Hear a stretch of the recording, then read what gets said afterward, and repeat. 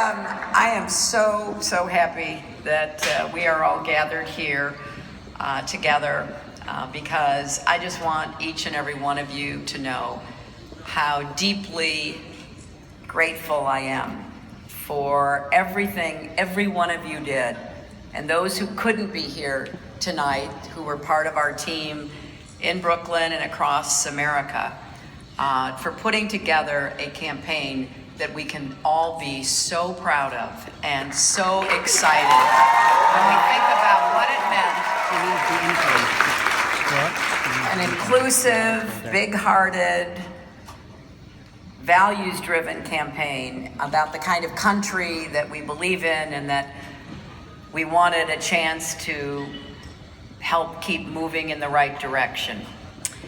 I heard a little bit about what Bill said before I came in, but it was hard to hear, so I can only guess that he was talking about something that he and I have talked about so many times over so many years. But I was reflecting on it today. I was first able to vote when I was 21. That was before 18-year-olds got the right to vote. And for much of my adult life, there was only one Democratic president, Jimmy Carter. We lost in '68, we lost in '72, we won in '76, we lost in '80, we lost in '84, and we lost in '88. I mention that just for some perspective because my first job in a presidential campaign was in '72 for George McGovern, a wonderful man, a fighter pilot in World War II, who had been a distinguished senator and who was wiped out by Richard Nixon, who didn't last long after he won, as you recall.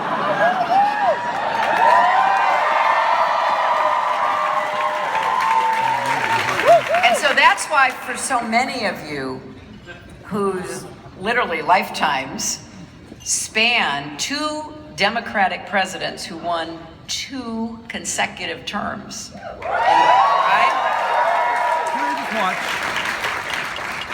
It was not easy. It was not easy to break the Republican lock on the White House, which happened in '92.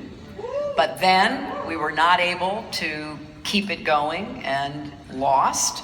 And then President Obama came back and won. And so when we think about this arc of presidential elections, I want you to really keep it all in that broader perspective. Because what we fought for in this campaign is as important today and will be as important on January 20th of 2017 and for every month and year afterwards. And wherever your future takes you, I hope that you will think about that, because we're going to win the popular vote by a significant number. And so remember, as discouraging as it may seem, more people in our country will have voted for the values we represented and the positions we took. And that, I think, that is a great tribute to this campaign and what it stood for. And the values continue to be what we stand for. So I hope that you'll have a great time tonight. And I hope that you will each find a way to stay involved on behalf of the issues that you most care about. Because let's be clear, we're going to have to figure out how to defend a lot of what has been accomplished.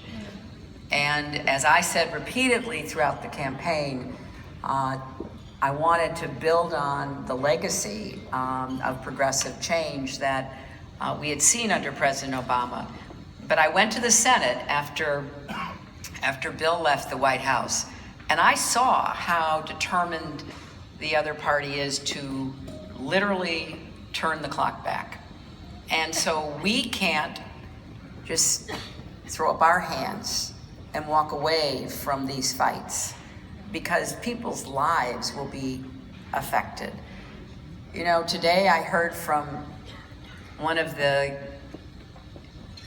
young people that I met who lives in fear of her parents being deported. And she's scared to death that it's going to happen. I heard from a young man I've known for a very long time who is gay and who says, what's going to happen to me? And what's going to happen to my friends? I've heard from countless women who know that the rights we have fought for so long are all on the line. I've heard from an incredible group of people in the last few days who are both very distressed about the outcome of the election, but also beginning to think about the future to make sure that the power and the energy, the commitment and the intelligence that we amassed in this campaign will continue in some way to help make a difference. Today, I received 1,200 roses from a group of people, predominantly but not exclusively young, who fight against sexism and racism and homophobia and xenophobia and all of the scary words that we've been hearing a lot about. So they sent 1,200 roses to my house, and I thought, what can I do with 1,200 roses? And then I thought, well, I want to be sure everybody in this campaign, starting with you tonight, get that rose.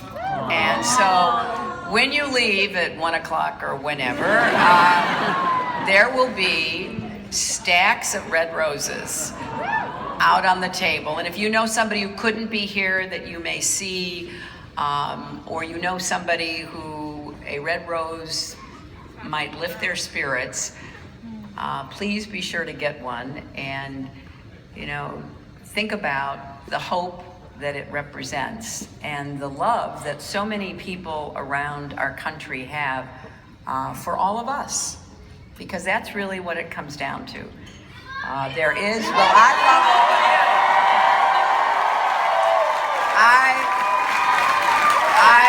I love you, and I will be forever grateful to you, and I hope that our paths will cross in some ways over the months and years to come. But tonight, it's really my chance to say thank you. Thank you for everything you have done for me, for our common mission, our campaign that I'm so proud of. And have a good time tonight, and then regroup and think about what we can do to make sure that we prove love trumps hate. Thank you.